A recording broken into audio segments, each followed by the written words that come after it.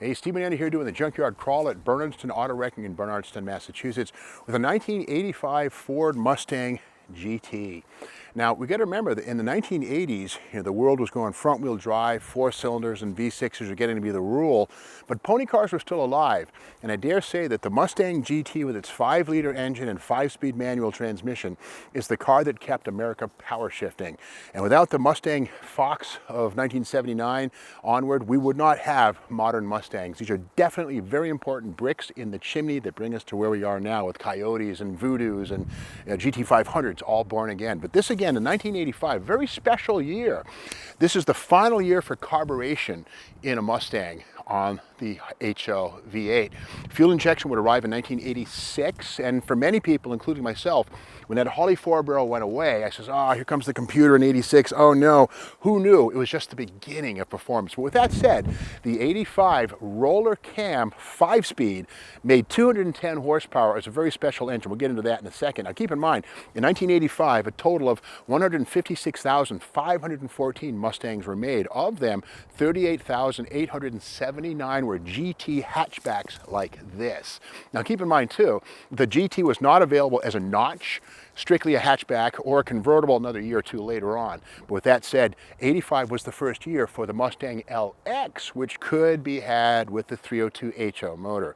So that's kind of a cool thing. But again, this is also an 85, no central mounted taillight on this thing. That was not going to come till 86. So a lot of one-year details on the 1985. 85 was also the first year for quadra-shock rear suspension, specifically on GT and 50 HO.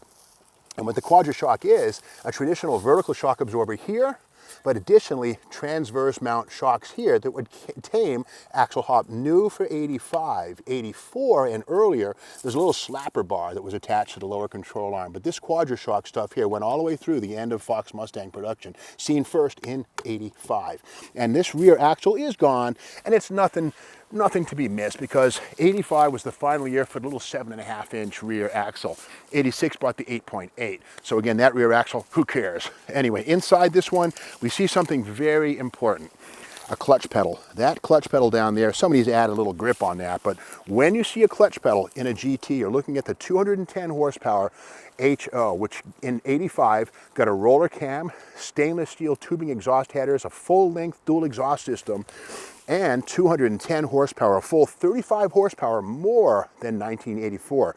To some, this is the epitome right here of the 5-liter Mustang carbureted engine dynasty. Now here's the thing, the same engine VIN, an M was found on the 5-speed 302 and also the automatic 302. Now if you had an automatic transmission in your Mustang GT, you had something called the CFI, central fuel injected, 180 horsepower, hydraulic cam, nothing motor, no rollers, just a flat tappet. So again, if you had a stick shift in your GT, you had the good engine. But again, they both have the M in the 5th spot of the VIN. We'll go right here and see that. And if you look through the windshield, the little arrow points to the M. So keep in mind, all GTs have M. That means a 302 V8. But if you see a stick shift, that M turns it into a 210 horsepower roller Holley 4-barrel, the hot motor. Good stuff. Now this one here does have these turbine type wheels. These arrived in 1987.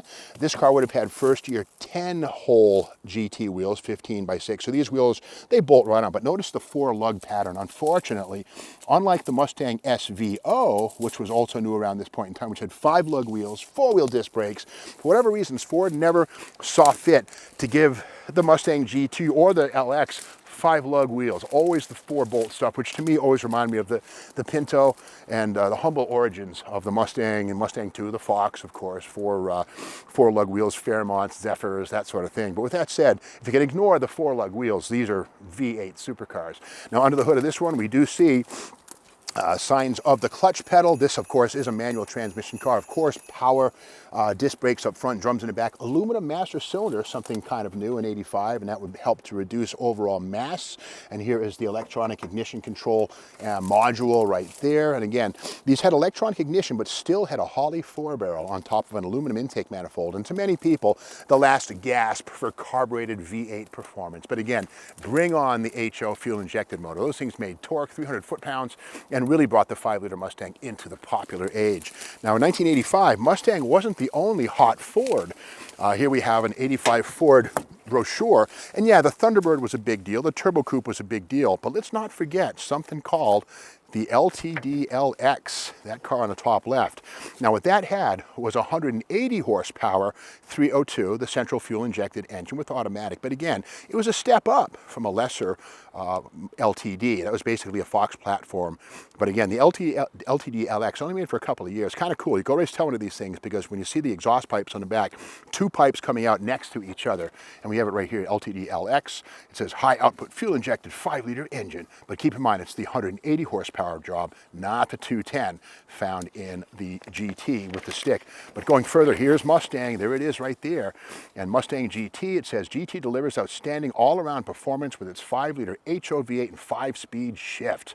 New suspension featuring variable rate springs, the Quadra-Shock rear system, nitrogen gas-filled shocks, Goodyear VR60, and the price of the GT was $10,225, right? Pretty good deal. The SVO, which had the turbo 4-banger, the 5-lug wheels and the disc brakes, was $14,806. So it is amazing to think that the SVO was $4,582 more, although it was a more exotic car. If you ask me, I'll take the 5.0 with the V8. Got to be a stick shift, the 210 horsepower roller motor. With that said, 85 right here, final year for carbureted Mustang. Let's keep walking around this corner here. And like so many of these things, which have a short wheelbase with a stick shift, this thing hit a tree or something on this corner here. You can see damage here. Something impaled it from underneath. The motor's been harvested, but this has probably got a bent airframe, which is to say that it probably will never run again. And again, there were 36,879 of these built in 1985, so there's still enough to go around. They're still around, you can find them. Now this kind of reminds me of the original guy who made the 5-liter Mustang a popular thing, this dude right here. That's Robert Van Winkle, otherwise known as Vanilla Ice. And that's me with Vanilla Ice in 2014 at the Barrett-Jackson, Palm Beach, Florida. And we did a thing called Feel the Steel. We blindfolded Vanilla Ice, had him put his hands on the A-pillar of a Fox Mustang and said, okay, tell us what kind of year, make, and model, go. And he starts doing this, and he got it. He said, Mustang, Fox Mustang. So we put Vanilla Ice on the 5-liter Mustang, of course, cruising in my 5.0. I can't rap, but Vanilla Ice was the first rapper with a #1 song on the Billboard Top chart.